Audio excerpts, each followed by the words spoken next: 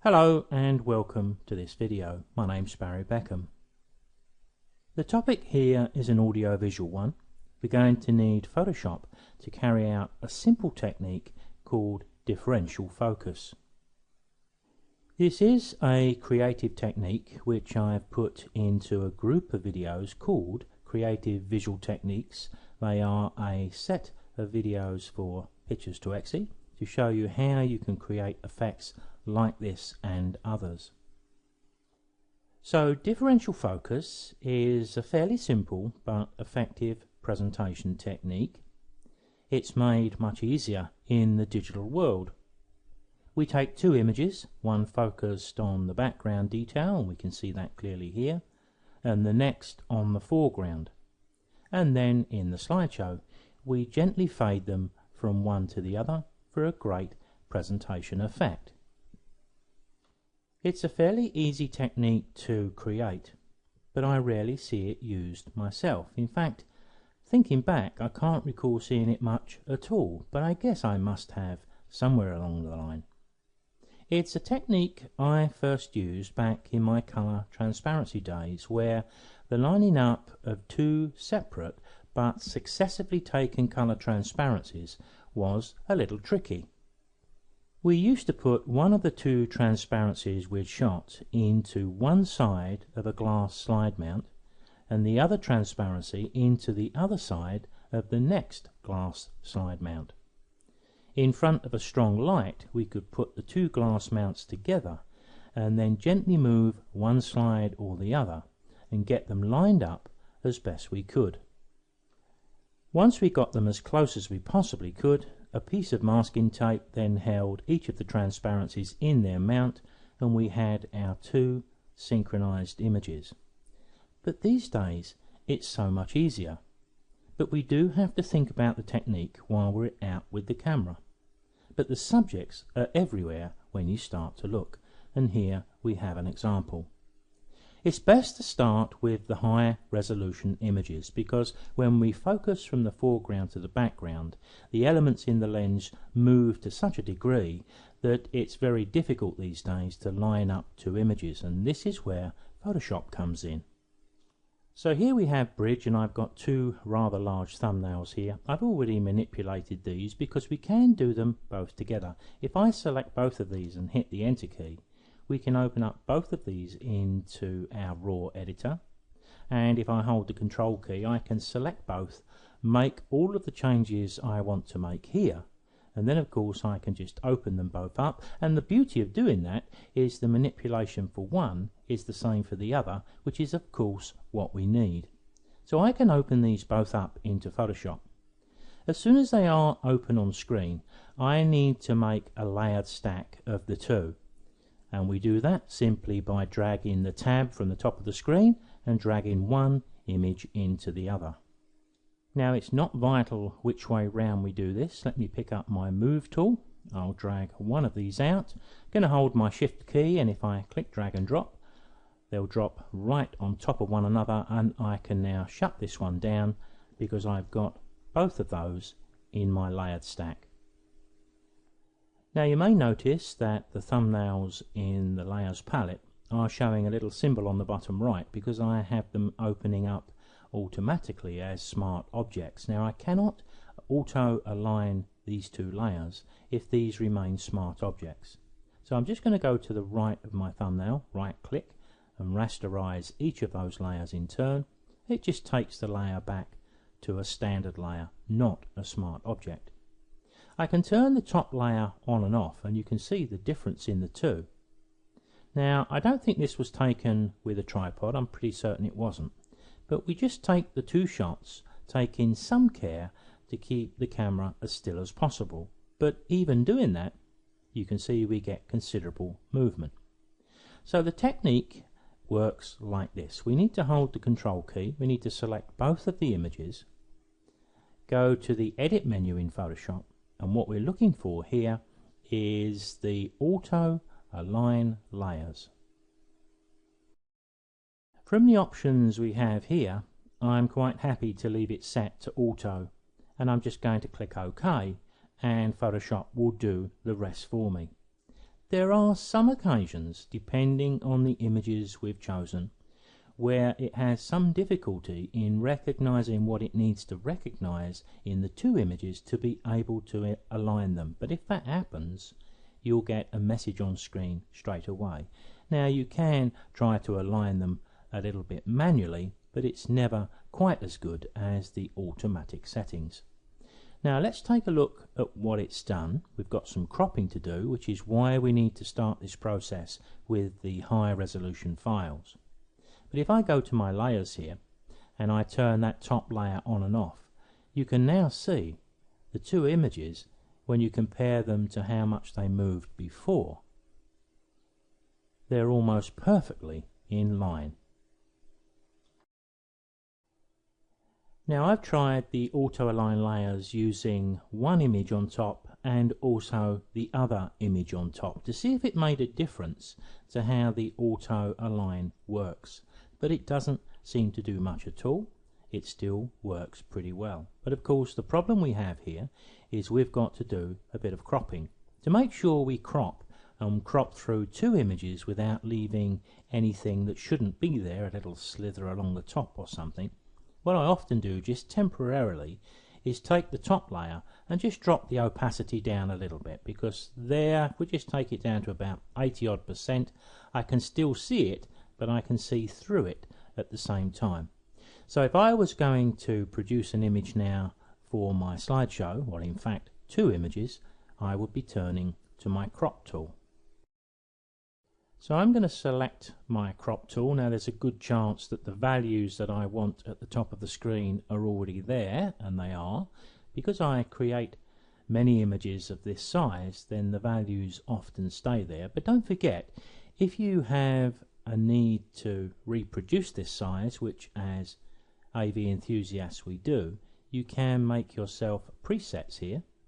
So all we need to do is to go to the little cogwheel, say new tool preset. I could just call this basic slideshow, which is, and it has become the basic now, 1920 1080. So I can pull this back up. If I opened the crop and the values are different, all I would need to do is to go to my preset, choose my basic slideshow, and there's my values. Click inside the bounding box, and now I can see what I need to do. I've got a little bit of movement I've got to drag in from one side to avoid that part. I can use the up and down arrows as well, and I often use those because I want to get the maximum height I can, but I can't go too far. So I need to come back to about there.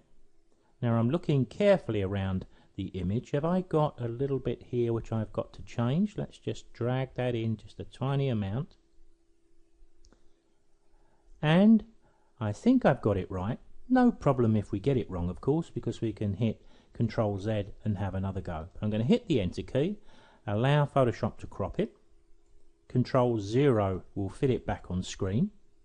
Back into my layers, return that top layer to 100%, and then the telltale is turning it off and making sure we don't see anything we shouldn't around the edge. So there's the two images fully prepared for our slideshow.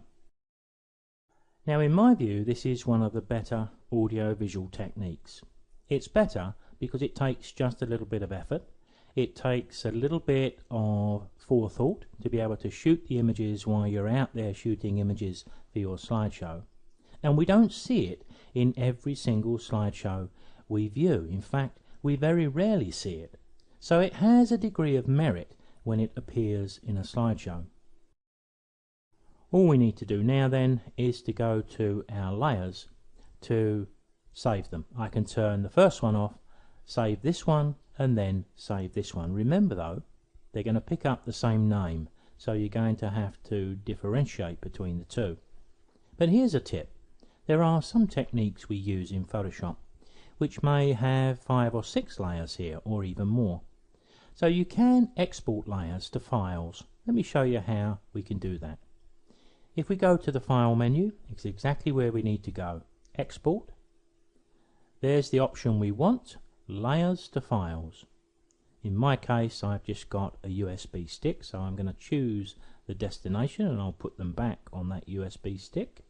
That'll be in my computer, and there it is, USB 2. OK to that. It says, do I want the visible layers only? Well, it doesn't matter here because we've only got 2, but it could do in some certain circumstances. But I do get the chance to save this as a JPEG. I get the chance to even set my quality.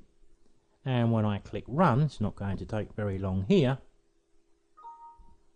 There we have it. Bringing those 2 images, one focused on the background, one on the foreground, into Pictures to Exe is pretty easy to set them up. But you can see here I've added one of them twice because I've just used it to introduce a title perhaps. So I'm starting off from my blank with the image with the soft background, which gives me a nice background for a title, and I'm not using keyframes here. I'm going to keep things pretty simple. There we have a simple title over exactly the same image, but as the title fades off the screen, we also move to a sharpened version. Now we can view this in the mini player. If I just put my cursor back at this point, what I should do, I suppose, is just take you into the timeline. You can see I've shifted these around a bit. I've given just a couple of seconds for the blank to appear, just a couple of seconds for the first image, then the text comes up pretty quickly, and we don't want the text on screen for much more than 2 or 3 seconds, I would suggest, and then we're going to have our gentle fade when the background turns to the sharp version. So we can play that from here.